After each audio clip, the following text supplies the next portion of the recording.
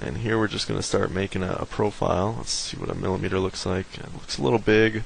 Let's go with 0.6. And sorry, we're going to rotate this up just so we're working in a good viewport here. Now we're going to add our profile at the top of it. We'll do 0.6. Then we'll copy this over and draw a line down there. So that's going to be our side profile.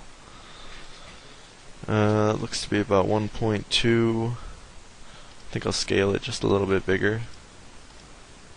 There we go. And now we can do scale 2D. Do it from this end to right about here, since we did scale it.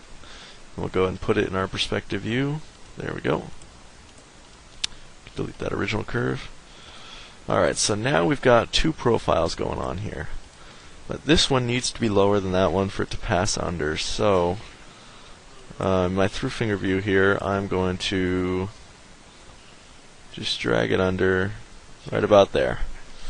Alright, so now that we have two profiles in place, let's go ahead and start with surface modeling this, since that is going to be the easiest way to do it. So what I'm going to do first is start with some polylines. Let's put them on orange, and I'm going to draw it from this corner right here going straight out in the looking down view, and you want to make sure you have your planar selected so that it goes straight out like you want it. Okay, and then we're going to copy that over from here to here. There we go. And then we're going to do the same thing over here. We're going to, actually, you know what? We're just going to split this curve right here, split it, this profile.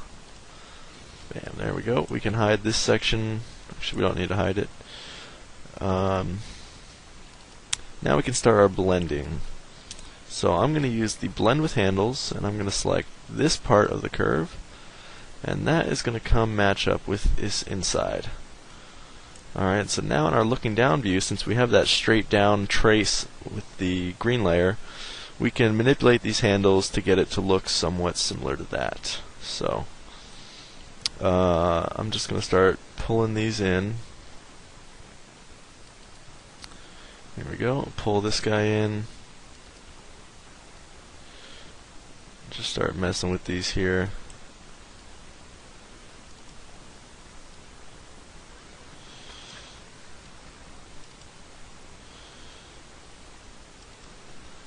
Alright, and that looks pretty similar, so we're going to go ahead and give that a shot. And then this varies just by the angle. The width of this is going to vary by the angle. You can see our angle is pretty steep, so our gap right here is small. We can always rotate that a little bit depending on the angle, but we'll see how it goes right now. Alright, so that looks like a good curve. I'm going to go ahead and hit enter. Now we have our new curve for the bottom there, and let's go ahead and do the top one as well. Do blend curve with handles, like this bottom rail. We're going to go to this rail right here. And we're going to do the same thing. Going to bring this guy in. There we go.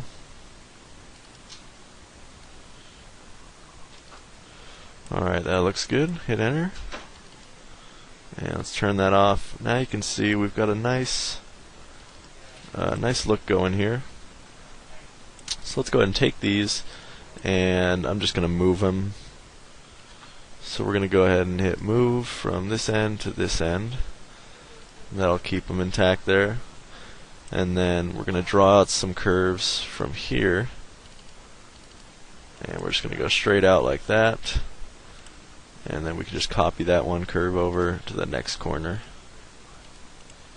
Alright, and we're going to repeat that blend process, but this time I'm going to turn on my red so we can try and match this angle here. So let's go ahead and get the first one blended here. We'll do blend. We'll choose this top layer, which is going to correspond with this one right here. In our looking down view, Let's try and get it look good. That actually looks pretty good right there. Matches that same angle. Let's take a look at it real quick. Alright, that looks good. Now let's go ahead and do the last one here. Use this curve and this curve. Oops, I selected the wrong end. Let's try it one more time from this end to this end. Now we're looking down view here. We can turn off this red. Let's go ahead and move that in.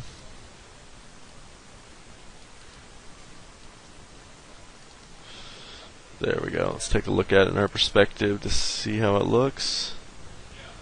Just going to pan this nice and slow. Alright, that looks good. So we'll hit enter. And now we have our curves here ready to be swept. So let's go ahead and delete these. Delete these. And I'm going to explode this. 4 curves. Explode this one as well. So we can just do some simple